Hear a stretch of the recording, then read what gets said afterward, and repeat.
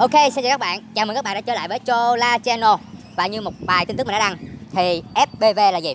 FPV viết tắt của từ First Person View, có nghĩa là một công nghệ giúp cho ta có thể trải nghiệm được góc nhìn của một chiếc Flycam như là đang ngồi trong cabin của nó, như đang ngồi trong buồng điều khiển.